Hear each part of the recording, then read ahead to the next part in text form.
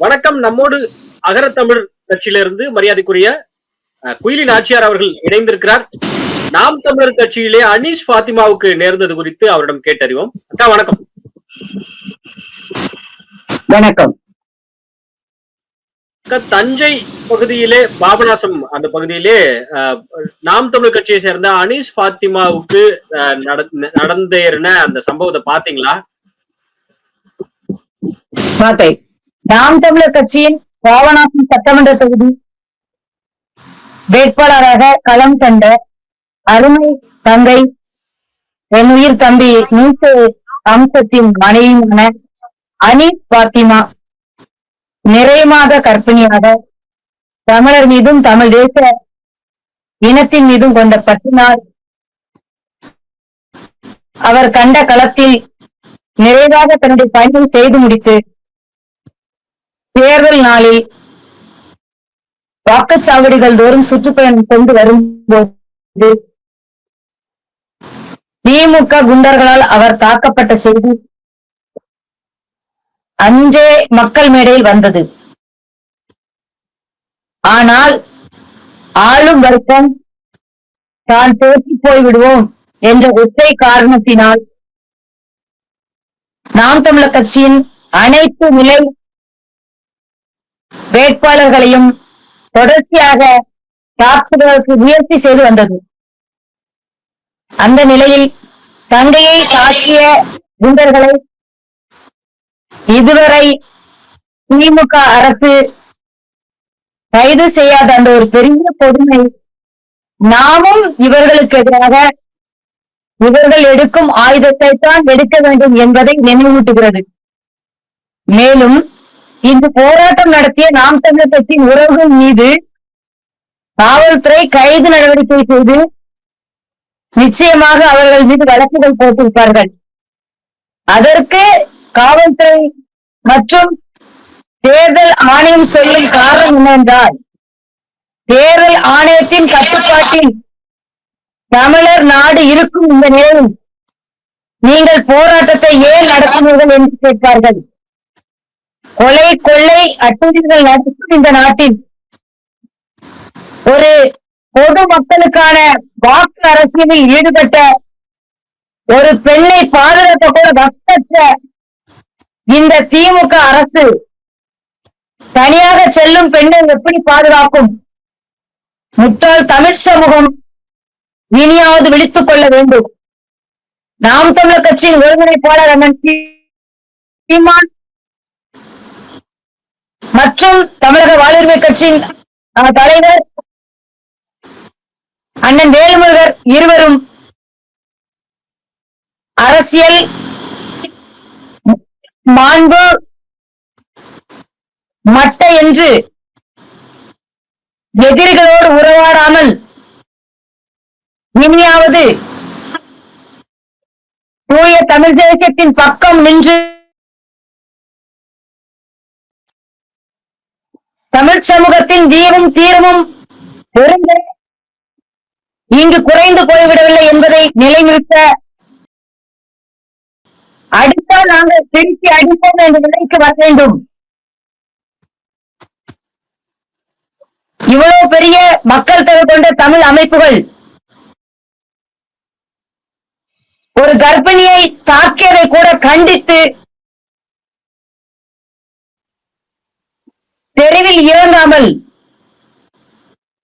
இனியும் மேடைகளிலும் ஊடகங்களிலும் பேசிக் கொடுப்பது வெட்கத்திலும் வெட்கமாக நான் உணர்கிறேன். தமிழ் சமூகத்தின் மகளாக இருக்கும் என் அருமை தங்கை அனீஸ் பாத்திமாவிற்கு தமிழச்சிகள் நாங்கள் அனைவரும் துணை நிற்போம். வரும் காலங்களில் எங்கள் பிள்ளைகளையோ எங்களையோ இந்த ஆளும் திராவிட அடிநடி அரசின் தொகுதி ஆனால் எங்களுடைய எதிர்வினைகள் வேறு மாதிரி இருக்கும். புறநானூற்று தமிழர்கள் இன்றும் தமிழ் சமூகத்தில் உதித்துக் கொண்டே இருக்கிறார்கள். நாம் தமிழர் கட்சி எங்களுக்கு சரியாக கொடுத்த 117 இடங்களில் களம் காணும் அனைவரும் வீர புலி தமிழச்சிகள் தான். தன் வயிற்றில் கருவை சுமந்து கொண்டு 50க்கு மேற்பட்ட நாட்கள் மக்கள் மன்றத்தில் வேலையோடு எந்த தளர்ச்சியும் இல்லாமல் ஓடிக்கொண்டிருந்த மகள் அவளை தாக்குவதும் தமிழ் அன்னையை தாக்குவதும் உண்டு. என் அண்ணன் மாண்பை விட்டு வெளியேறி ஒரு சிறையிலும் நம்மை தாக்கியவர்களை பதிலடி கொடுக்க வேண்டும் என்று தந்தையாக இந்த நேரத்தில் கேட்டுக் கொள்கிறேன். நீங்கள் செய்ய தவறும் பட்சத்தில் நாங்கள் அந்த ஆயுதத்தை எடுப்போம் என்பதை அண்ணன்களுக்கும் சொல்லிக்கொண்டு தமிழ் தேசிய பெருங்கலத்தில் பயணிக்கக்கூடிய என் அருமை தந்தைகளை அக்காக்களே, நாம் மகளிர் பாசறைகளுக்காக பிறந்தவர்கள் அல்ல. நாம் இந்த தமிழ் சமூகத்தை வழிகாட்டிய ஆண்கள், ஈழ நிலத்தில் ஆணுக்கு சம்பாக நின்று போர் புரிந்த கொற்றவர்கள்.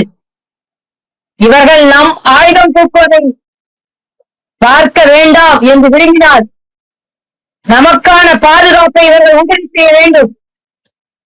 சாராய கடைகளை வைத்து தமிழ் சமூகத்தின் மாண்பை அழித்து போட்டு அனுதினமும் நொடி பொழுதும் பாலியல் குற்றங்களை செய்து நிற்கும் இளைய தலைமுறையை உருவாக்கிய பெருமையை தவிர இந்த திராவிட கட்சிகள் எதையும் உருவாக்கவில்லை.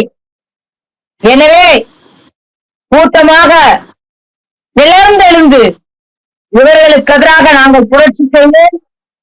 என் அருமை மகள் போன்ற பிள்ளைகளை பாதுகாப்பது மட்டுமே தமிழ் சமூகத்தின் வரலாற்றை பாதுகாப்பதாகும்.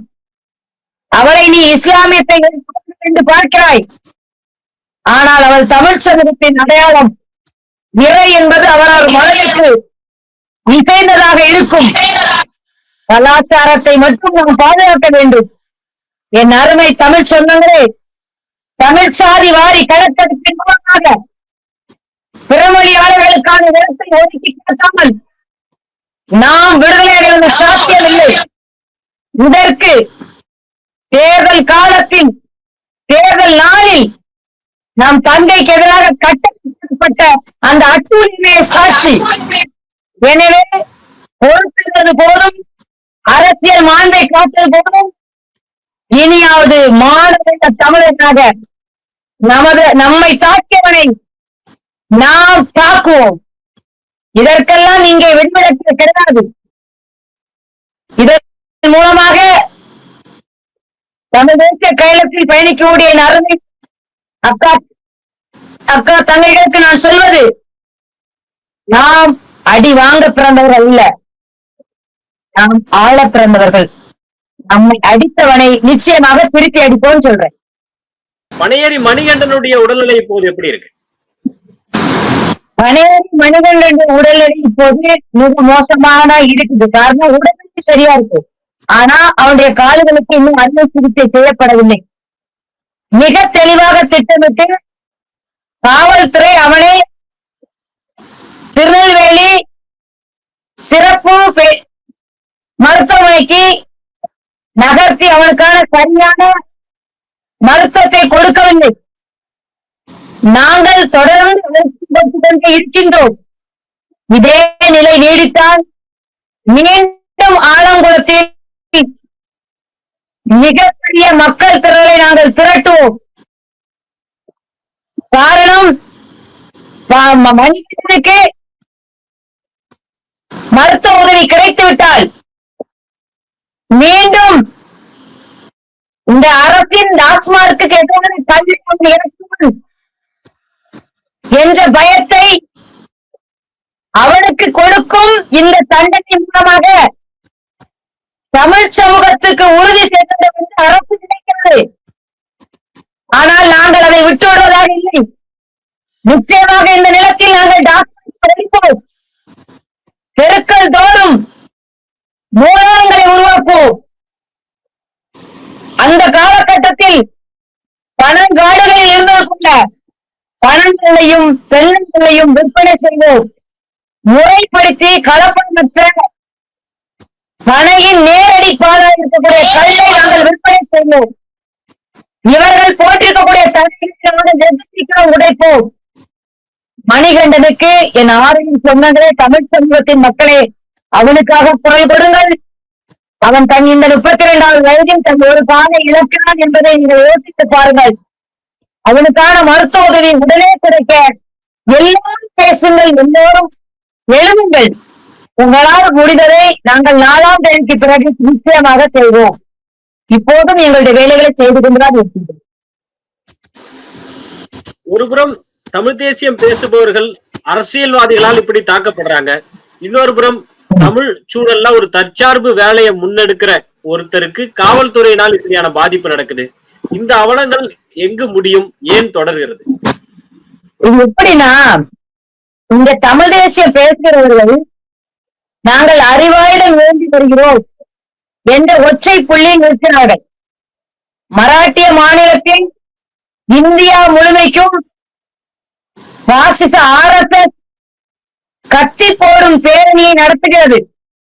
ஆனால் 50,000 ஆண்டுகள் தொன்மை கொண்ட தமிழ் சமூகம் தன் ஆயுதங்களை எல்லாம் மூடி வைத்துவிட்டு புத்தகத்தை மட்டுமே ஏறுகின்றதின் அவலம் இன்று தமிழ் சமூகத்தின் பிள்ளைகள் மிகப்பெரிய விஞ்ஞானிகளாக, மேதைகளாக, மருத்துவ மேதைகளாக, சட்ட நிபுணர்களாக மட்டுமே இருக்கின்றார்களே ஒழிய இங்கே தற்காப்பு கலையில் தன்னிடம் நாம் பெறவில்லை. தற்காப்பு கலை என்பது இப்போது மெதுவாக உயிர் பெறுகிறது. சீக்கியர்களுக்கு எப்படி குருவால் தைத்து இருக்கிறதோ அதே போல நாம் ஸ்கூல் கட்டி விட்டவர்கள். எங்கள் பகுதியில் புரட்டு கம்பு என்று ஒன்று இருக்கும். அதில் 5 இடங்களில் குருவிகள் சுத்தப்பட்டிருக்கும். ஒற்றை அடியில் நம் வெற்றி வீழ்ந்து போவான். அப்படிப்பட்ட கலாச்சாரங்களை எல்லாம் விட்டுவிட்டு மேலை நாகரிகத்தில் இன்று நாம் இந்த நிலத்தில் தாக்கப்படுகிறோம். 2015 காலகட்டத்தில் நான் சொல்லுவேன், உங்களை இவர்கள் ஆயுதம் என்று சொல்வேன். அதுபோலவே இன்று தமிழர்களை கிளர்ந்து எழுந்து அழிந்து போக வேண்டும் என்று இந்த அரசுகள் திட்டம் தீட்டுகின்றன. ஆனால் நாம் மிக தெளிவாக தமிழருக்கான கலாச்சார விழுமியங்களை நீதிமன்றங்களில் போராட்டம், வீட்டுக்கு ஒரு குருவாள், வீட்டுக்கு ஒரு கடி இருக்க வேண்டும். இங்கே இருக்கின்ற ஆயுத கலாச்சாரம் தமிழின் கலாச்சாரம் கிடையாது. இங்க இருக்கக்கூடிய சாதி சண்டை தமிழ் சாதி சண்டை கிடையாது. இது திட்டமிட்டு உருவாக்கப்படுவது. எனவே வருங்காலங்களில் அரிதாயுதம் மட்டும் இங்கு எடுபடாது. நம்முடைய கலாச்சார ஆயுதங்கள் நமக்கு வேண்டும் என்ற எண்ணத்தை தமிழ் தேசியம் பேசுகின்றவர்கள் கொண்டு வர வேண்டும். நாங்கள் அதை நோக்கி நகர தொடர்ந்தோம். நிச்சயமாக எங்கள் பிள்ளைகள் வீர வீர செயல்களில் தன்னிறமிட்டு தன்னை தொடுகின்றவரை கொலை செய்ய அறிவித்து ஒரு பெண் குழந்தையை வளர்க்க தவறியதுதான் தமிழ் சமூகத்தின் சாபம். இவற்றில் இருந்தெல்லாம் நாம் விடுபட வேண்டும். அப்போதுதான் இங்கே தமிழ் தேசியமும் தற்சார்பு தொழில் செய்கிறவர்களும் வாழ முடியும் என்பதை இதன் மூலமாக இவர்கள் தொடர்ச்சியாக எங்கள் முன் வழக்குகள் போடுவார்கள், எங்களை தாக்க முற்படுவார்கள், எங்களை கைது செய்ய முற்படுவார்கள். எது வந்தாலும் சீக்கியர்களுக்கு இந்திய ஒன்றியத்தில் குருவால் வைக்க அனுமதி இருக்கும் போது சீக்கியர்களுக்கு முந்தைய நாகரிகம் தமிழனுக்கு ஏன் இங்கே அனுமதி இல்லை என்ற ஒற்றை கேள்வியோடு அதை நோக்கி தமிழ் சமூகம் நகர வேண்டும் என்று சொல்லிக் கொள்கிறேன். அதிகார வேட்கையோட ஒரு தாக்குதல் நடக்குது, அது அரசியல்வாதிகள்கிட்ட நடக்குது. காவல்துறைகள் அவங்களும் ஒரு அதிகாரத்தை கையாளுறாங்க. இந்த அதிகாரத்துக்கு எதிராக கலாச்சாரத்தை கையில் எடுக்கணும்னு சொல்றீங்களா? அது புரியல. கலாச்சார ஆயுதம் என்ன இருக்கு நம்மகிட்ட கலாச்சார ஆயுதங்கள் இருந்தது. நம்ம போர் மரபினர், நம்ம ஒன்னும் அறிவு சமூகம் இருக்கிறது, போர் சமூகம் இருக்கிறது. இங்கே மாறி மாறி இந்த சமூகங்களுக்குள் சுழற்சி அடிப்படையில் அரசுகளும் மாறின, ஆயுதங்களும் மாறின, அறிவும் மாறியது. ஆனால் ஆங்கிலேய வருகைக்கு பின்பு ஆங்கிலேயனை மட்டுமே நாம் வைத்துட்டோம். ஆங்கிலேயனுக்கு முன்னாடி இங்கே வந்து நம்மை ஆண்டு அவனுடைய வாரிசுகளை விட்டு சென்றிருக்கக்கூடிய கலப்பிரர்களை, இஸ்லாமிய மன்னர்களின் வாரிசுகளை, அதாவது பாரசீக வாரிசுகளை, விஜயநகரத்தின் வாரிசுகளை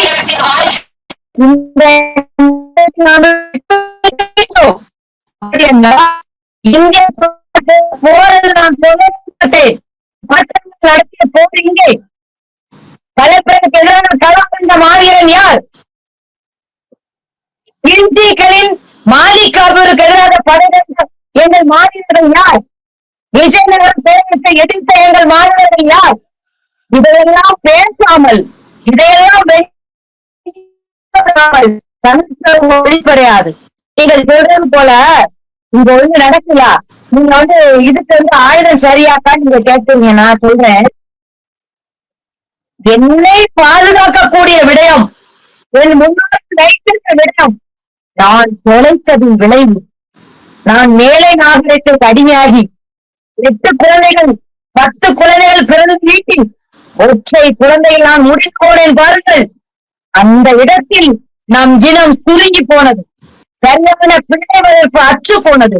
அப்படி என்றால் கலாச்சார மீட்பே தமிழ் தேசியத்தின் மிகப்பெரிய வெற்றி. கருத்துக்களை பகிர்ந்தமைக்குமே மிக்க நன்றிங்க. நன்றி நன்றி நன்றி, மிக்க நன்றி. நம்ம பண்ணை இயற்கை அங்காடி தொடர்புக்கு 87 54 44 92 99. உலகில் எங்கு பிறப்பினும் தமிழ் கற்கலாம் கற்பிக்கலாம். ஔவையார் பாடசாலை.org